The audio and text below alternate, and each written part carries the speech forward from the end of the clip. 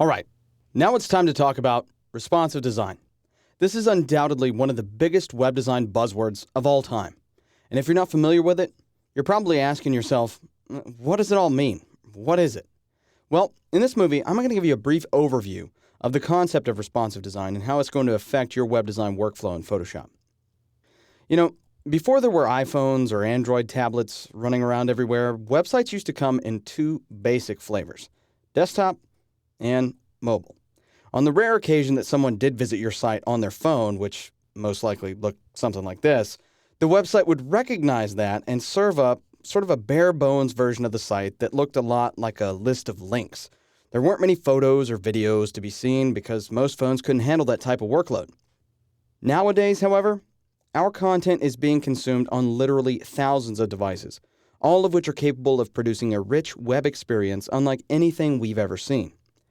Because of this, we must be able to deliver content in a better way and have our websites adapt and show content differently based on the type of device viewing that content at any given time. Basically, we need a website to respond to the device that's viewing it and serve up the best possible experience for the end user, hence the name responsive design. Now, there are three basic ways to design a responsive website today. First is something called a fluid site, which means the entire site is based off of a percentage and simply scales itself down as the window of the browser decreases and scales back up as it increases. While this is okay for some sites, it doesn't necessarily do much to tailor the user experience, in my opinion. Second, there's adaptive web design, which targets specific devices like iPhones and Kindles by using something in CSS called a media query. This makes it easy to display your site in a uniquely tailored way to a variety of different devices. The problem is that not every device uses a standard iPhone or Kindle-sized screen, and therefore you might not be able to adequately cover the full spectrum of devices that visit your site. Finally, we come to perhaps the best solution: true responsive web design.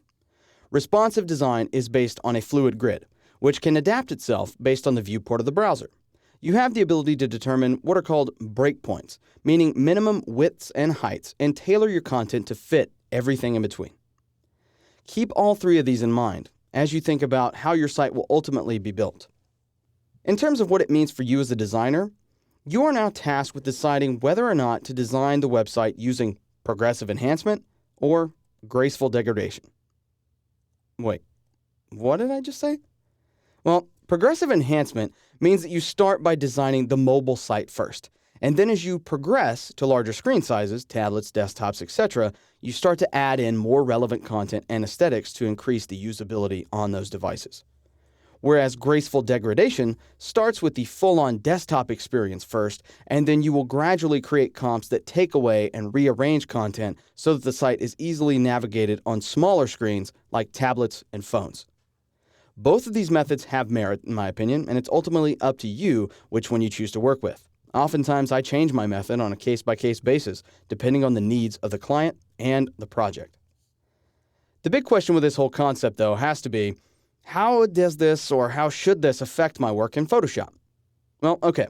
In order to build great mockups, you have to do some of the following stuff. First of all, you have to consult with your client to determine the mobile needs and wants. This is essential. If they're putting more effort into mobile, maybe that's where you start.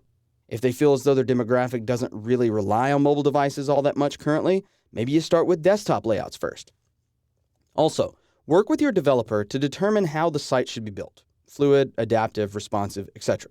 This is going to give you a better idea of what kind of comps you need to create and also what frameworks the site should be built on once it gets to the CSS and HTML portion.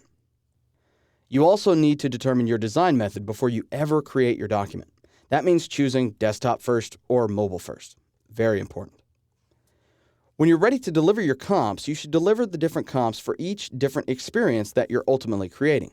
That means if you're using adaptive design, for instance, you should be able to show comps for each of the devices you're targeting: iPhones, Kindles, iPads, Galaxy Tabs, all that stuff. If you're using responsive design, show how well your site will scale up or down as the user's device changes and what types of different user experiences you'll be delivering along the way. Finally, work with your developer to deliver a functioning prototype of the site if you can. This gives the client a more hands-on feel of how the site will perform at every stage. This is very important and a great little extra because it's really going to underscore the point of why you had to build it this way and, most likely, why it took a little longer than a traditional website. At the end of the day, this is all about user experience. Responsive design helps you create a better experience for your clients and their clients. It's here, and it doesn't look to be going away anytime soon.